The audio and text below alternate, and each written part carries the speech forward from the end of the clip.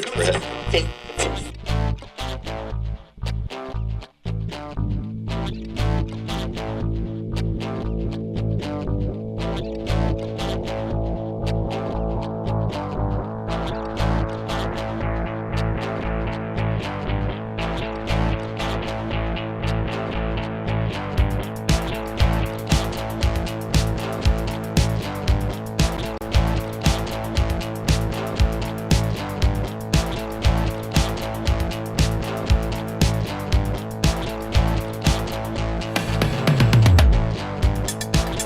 Well, good morning. Happy, is it Wednesday? It's Bishop on Air, back at it, live with you. Be sure to like, subscribe, and hit that notification bell. The Illinois General Assembly done with their business for the summer. The House passing a budget in the wee hours of the morning this morning. I don't think they adjourned until quarter till 5 this morning. And they passed the state's largest spending plan in state history, with $750 million in tax increases, $900+ million in spending on non-citizen migrants, and so much more. Yep, we'll talk about that and share with you a whole bunch of reaction coming from across the board. Good morning, yet a little late this morning. Appreciate you guys being patient, but it's just kind of the way the cookie crumbles, I guess. But good morning to those joining the chat so early, even if it's later than we typically go. Daniel, John, Sergio, Dave, Ed, Doobie Lou, Rawhide, Tattooed Squirrel, Mike, Randall, Jerry, Duckman, Warsaw, Tenebris, Nakuda, Till Valhalla, Joe. Guys are definitely active, so appreciate you. Also, we're not necessarily going to unpack it entirely, but the U.S. Supreme Court not making a decision on Illinois' gun cases.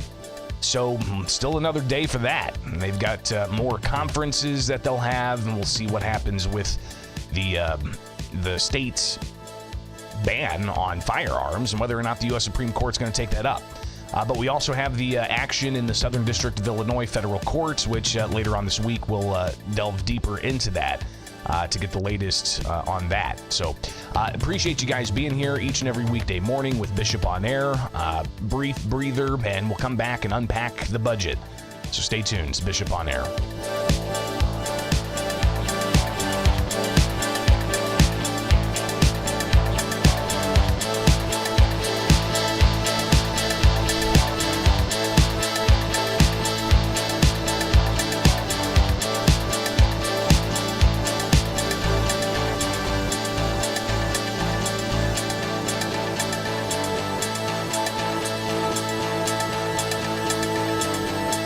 In the dead of night, Illinois House passes the largest state budget, clearing its final hurdle, and now it goes to Governor J.B. Pritzker, where he's expected to sign it, and he's holding a news conference later on this morning to champion what he says is a sixth balanced budget.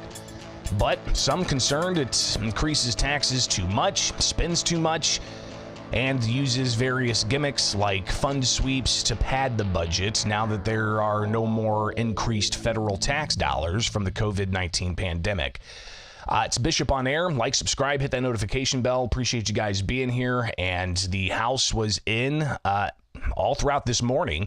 Here we are. It's 8:24 as I record this live to tape, and they didn't finish up until about a quarter till 5 this morning. And procedurally, that's what they decided to do. Instead of, doing it in a 9 to 5 type of fashion, maybe in April to when they could then come back and, plug some holes or do some trailer bills. It seems to be an annual tradition at the Illinois State House to pass a budget in the wee hours of the morning. So last week they were scheduled to adjourn on Friday, but they had budget contingency days throughout the rest of May. And when it became clear on Friday that they had to stick around past their adjournment dates because procedurally they had to read a bill 3 times in one of the chambers, the Senate had the budget implementation bill and the revenue bill, and then they ultimately stayed late on Sunday to pass that measure. And then it was read into the record for the first time in the House on Sunday with just a perfunctory session, and that's where nobody's in the chamber, but they just have a clerk go up there and read the bill out loud. Nobody's in the chamber. So they then had Monday off. The House came back on Tuesday, yesterday, and they went through the paces and passed a bunch of legislation, held committee hearings, and then they waited until after 12 o'clock this morning to then start bringing up the budget and voting on it, getting that 3 readings in.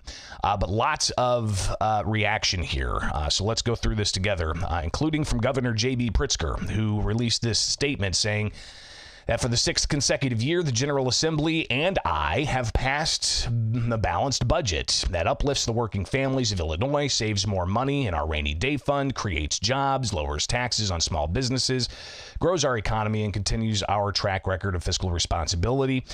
From expectant mothers and their newborn babies to people with disabilities, to veterans, to seniors who need our care, we're keeping our promise to all Illinoisans and the most vulnerable among us. My deepest thanks to Speaker Welch, President Harmon, the budget teams, and every legislator and stakeholder who came together to craft and pass this legislation. I look forward to signing it and continuing to work on building an even stronger Illinois. So Governor J.B. Pritzker releasing that statement. He'll have a lot more to say, I imagine, later on this morning when he holds a news conference. But you've got others who are pushing back against this. For instance, the Illinois Freedom Caucus. They released a statement essentially saying that the budget raises taxes and allocates even more for, quote, illegal immigrants. I'll read this statement from the Illinois Freedom Caucus. The $53.1 billion budget proposal includes approximately $750 million in tax increases. The budget also authorizes $622 million in spending for illegal immigrants. Now, I see different numbers all over the place when it comes to the non-citizen migrant spending. So the 622, I think, is just specifically on the healthcare aspect. Most of that coming from general revenue funds and then the rest coming from other funds. But I've seen numbers elsewhere that includes welcoming centers and the $182 million in direct aid, and I've estimated it's over $900 million that's going to be going to non-citizens. But again, to help pay for that, $750 million in tax increases. So the Freedom Caucus says the budget process in Illinois is a joke. The negotiations on how to spend $53 billion of taxpayer money was done in secret behind closed doors.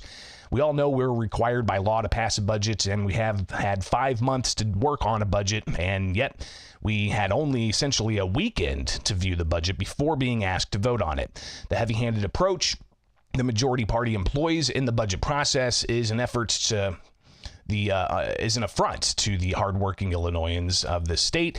When the supermajority could not get 60 votes to pass their tax increase, they voted to suspend the rules to keep running the vote until it passed. We are living in a state of tyranny, the Freedom Caucus said. While families across the state are having to make tough economic choices because of inflation and our state's high taxes, the Democrats are helping themselves to yet another pay raise with this budget and ramming through tax increases after tax increase. The spending priorities in this budget, the Freedom Caucus said, do not reflect the priorities of the vast majority of Illinois citizens. The vast majority of voters in the state do not want to have their taxes go up just to pay for the services for illegal immigrants. More money we spend on illegal immigrants, the more illegal immigrants we will attract, and the more money we will have to spend just to keep up. Where does it end? The Freedom Caucus asks. How much of our money will we spend for people who are not even legally allowed to be here in the first place? What we're doing is not sustainable, and it is wrong. It's time to put the people of Illinois first.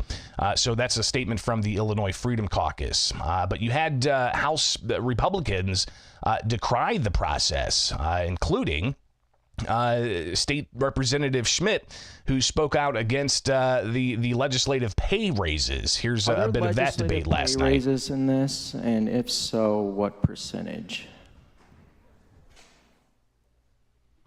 Not in this bill. Not in this bill? There was in the budget, so I'm going to talk about that. That's a disgrace. It's a slap in the face to everyone back home. So pay raises here we for are. Legislators. We all have clean clothes on. I'd even call them fancy clothes. We had food today. We have homes. We have cars. We don't need pay raises. The people back home need that money. This is a disgrace. And I'm telling everyone in this chamber, including that side of the aisle, donate that pay raise back in the form of a charity, back home, people that need it. No grants, no paperwork. You just give the money back right out of your account. That's action, okay? And vote no on this bill. So you've got one Republican decrying the pay raises that the budget automatically gives to legislators on an annual basis. But State Representative Patrick Windhorst, Republican floor leader, he talked about the tax increases. Madam Speaker, I don't believe you took the record on the prior vote when we had the verification. I believe that was inappropriate. I think it's clear to everybody what's going on here. It takes the super majority. How many times to get this, well, right in your mind? You pass these rules. These are your rules. I think you're wrong with the motion to reconsider. That's not the appropriate process. Rule 72 is clear about what's to occur with concurrences. It says you get 2 votes on a concurrence. Both of those failed. I think it should be clear to everyone in this state what this supermajority is willing to do to ram a tax increase down the throats of the citizens of Illinois. At 4:30 in the morning, 3 votes. 3 votes. Request a verification. So, again, the process, and we see this all throughout session, is majority Democrats, yes, they approve the rules for each General Assembly, and you go through and you read all these rules, and it's about, we got committee hearings that have to happen, and, you got X number of things that need to be in place, and these dates here, those dates there. But Democrats regularly, with the supermajority, approve to waive the rules for, like, posting requirements, for instance, and simply saying, we're just going to waive these rules so that we can call a committee last minute so nobody really knows what's going on. Even journalists covering this get kind of last minute updates on a committee, and then we got to rush over and see what we can make happen. But the process itself is unsavory for a lot of people watching this, including Republicans. But the flawed measures Republicans are saying, it does nothing to help, including the issue of tax increases, and nothing to do with helping shore up high property taxes. And that's something that State Representative Tom Weber was decrying, that there's really been no property tax relief. HB 4582, Bond Authorization Act of 2024. So here we go, authorizing the state to borrow more money once again. Increasing the general obligation bond limit by $2.3 billion, increasing the Build Illinois bond limit by $1.34 billion, increasing the housing development bond limit by $4.3 billion. But you know what we still haven't done? Provided real substantial property tax relief for Illinois taxpayers. We still, even after the 2019 Property Tax Relief Task Force, have done nothing, not one thing, to ease the burden on Illinois taxpayers. A few days ago, this chamber voted to extend a tax increment financing district from 23 years to 35 years, removing taxpayers from the process and committing them to higher property tax for an additional 12 years. Now today, here we are once again voting to amend the property tax code in this bonding authorization bill. This bill gives a school board the ability to bypass referendum process and the taxpayers by simply passing a resolution. You heard that right, folks. A resolution to levy taxes, not by referendum. The property tax extension limitation law be damned. Politicians here in Springfield know better. Once again, the taxpayers of Illinois will be on the hook. Illinoisans have nothing left to give, folks. Vote no. So you've got even more comments that Republicans made in the wee hours of the morning as the Democratic supermajority advanced the budget and approved it, despite the pushback from Republicans in the superminority. And still, you've got this spending bill that's going to be on the governor's desk, and he is going to pass it. State Representative Bunting, he reacted to the fiscal year 2025 budget. Good morning. I'm State Representative Jason Bunting with an update from Springfield on this final night of the spring legislative session. Final morning. This is my second year as your state representative, and this year's session ended almost exactly as the first one did, with another big spending state budget being rammed through in the middle of the night. The state budget, which passed with 0 Republican votes, raises taxes by $1 billion and increases spending by $2.6 billion compared to last year. It includes another pay raise for politicians and $182 million for non-citizens. This is the most expensive state budget in Illinois history. Since 2020, state government spending has grown by more than $13 billion, from a budget of $40 billion that year to over $53 billion this year. Hardworking Illinois taxpayers are forced to carry the burden of paying for this spending spree. The budget bill was just under 3,400 pages long and was introduced in the House late on Sunday night of Memorial Day weekend. It was voted on in the very early hours in the morning of Wednesday. Once again, the people of Illinois were denied transparency in the budget process. To make matters worse, while the bill gives tax breaks to Hollywood producers, it does not give any estate tax reform to Illinois farmers who produce our food. The priorities of this budget are all out of whack. The budget passed and the governor is expected to sign it. It was a disappointing end to the spring session. As we move into the summer, latest news from state government by going to my website at repbunting.com and signing up for my weekly email newsletter. Be safe and have a great summer. So, again, just reviewing some of the reaction after the early morning budget was approved by the Democratic supermajority, and Republicans decrying it, saying that it's not fiscally responsible. But Democrats heralding this. You've got the majority leader, Lisa Hernandez, with this statement released: new protections for flood victims, expanded access to affordable education, and fiscally and socially responsible state budget are among the key accomplishments that State Representative Lisa Hernandez had during a productive spring session. Our new budget values the diverse working families in our state, lifting up vulnerable communities as a result.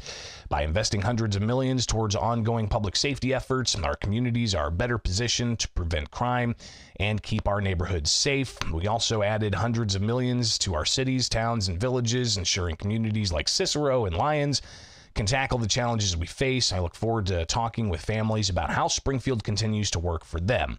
And then the statement goes on to highlight some other legislation that passed. But you've got associations also putting out statements. The Illinois Hotel and Lodging Association applauded the General Assembly for passing legislation they said levels the playing field between hotels and online travel agencies. Legislation expected to generate at least $30 million in additional revenue for the state. So this was part of the tax increase package for re-renters, and the Illinois Hotel and Lodging Association commending the General Assembly for passing its FY25 state budget that includes a measure championed by the Illinois Hotel and Lodging Association to raise much-needed revenue for the state by closing a loophole used by third-party booking websites that allows their customers to pay lower taxes when they book rooms online. By closing this loophole, it's estimated the state will generate an additional $30 million, that is, in tax dollars that would have previously gone uncollected. So the Illinois Hotel and Lodging Association with that statement. But that wasn't the only measure that passed. You've got the Illinois Manufacturers Association releasing their own statements about legislative session and a whole bunch of different bills that passed, helping out what the manufacturers say is business owners. And Mark Denzler, the president and CEO, says, "We appreciate the ongoing collaboration with Governor J.B. Pritzker's office and legislators on both sides of the aisle to advance policies that will maintain our state's manufacturing strength, including the IMA's initiative to extend the research and development tax credit. We applaud passage of legislation establishing a framework for carbon capture and storage, which will foster economic investment and job creation while reducing greenhouse gas emissions, as well as important important investments in career and technical education, workforce training, and transformative quantum computing technology. However, we're disappointed that businesses will not be able to fully write off losses for 3 more years. We look forward to continuing conversations in the coming months. So kind of a mixed bag in reaction here. But when it comes to the big line item that a lot of people are looking at, the $900+ million in non-citizen health care and direct services like housing and food and even welcoming centers, you've got a large amount of money there that legislators approved. But when it comes to the health care aspect of that, the group Healthy Illinois campaign applauding, quote, record funding for critical immigrant health coverage. And they said early Wednesday morning, the Illinois General Assembly passed fiscal year 25 state budget, which includes a record amount of funding for the health benefits for immigrant adults and health benefits for immigrant seniors programs. Total funding for the programs is estimated at $629 million, which includes $440 million from the General Revenue Fund and $189 million from federal reimbursements and other sources. This is nearly 15% increase from the previous fiscal year that was funded at $550 million. So they applaud it. They say that the funding is going to ensure nearly 70,000 people enrolled in these non-citizen migrant healthcare subsidies will not be forced off of their much-needed coverage, a significant victory for undocumented Illinoisans who rely on this life-saving health care, as well as for the health care of immigrant advocates who have fought for these critical programs for years. So, again, kind of a mixed bag of reaction here as to the measures that passed and how they're going to move forward with your tax dollars. And we'll be watching this, of course, as more will transpire. And I would encourage you to go to thecentersquare.com where you can follow along and see some of the latest, and especially the headline of, in the dead of night, Illinois House approves the largest spending plan in state history. But they also approved relieving medical debt. So that's something else the governor had in his proposed budget. That includes the, what I think he wanted $10 million to pay off $1 billion of medical debt. You also have the tax decrease. The grocery tax is going to be decreased from 1% to 0%. And that is going to lead to, municipalities struggling with that loss of revenue, but apparently they're giving municipalities the ability to increase that tax on their own. So Republicans said that that's a way of shifting the blame to local governments. And as you heard earlier, local governments, especially school districts, will have the ability to increase taxes even more. And also, July 1st, you're going to see another tax increase for your motor fuel tax. So that's expected to go up, another 2+% or something to that effect. So you're going to be paying more in Illinois gas taxes at the pump starting July 1st with the start of this new budget. Tons of other stuff to unpack, and we'll do what we can throughout the rest of the week to not just review the budget details, but to delve even further into some of the other particular measures that they did pass for the spring session. And what a eventful spring session it was, I guess you could say. All right, it is Bishop on Air. Be sure to like, subscribe, hit that notification bell. Greatly appreciate you guys being here each and every weekday morning. It's a lot, I know, but you guys being here fuels my fire, so I really do appreciate it. And be sure to follow along, and we'll be back at it before you know it here with Bishop on Air.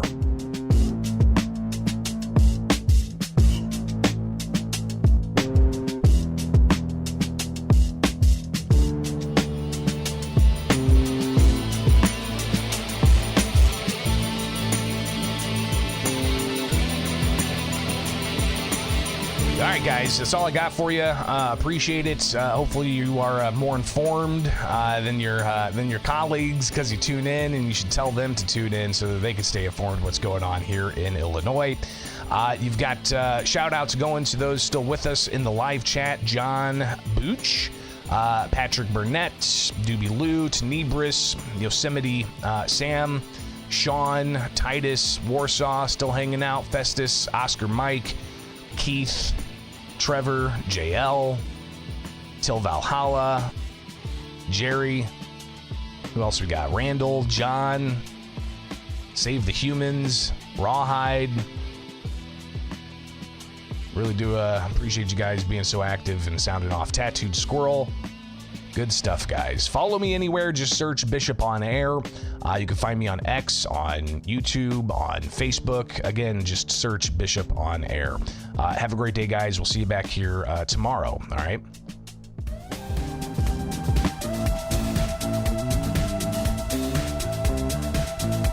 What up, Scotty?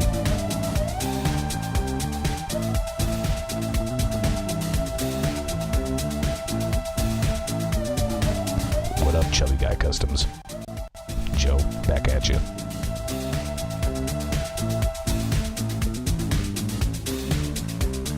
What up, Roman?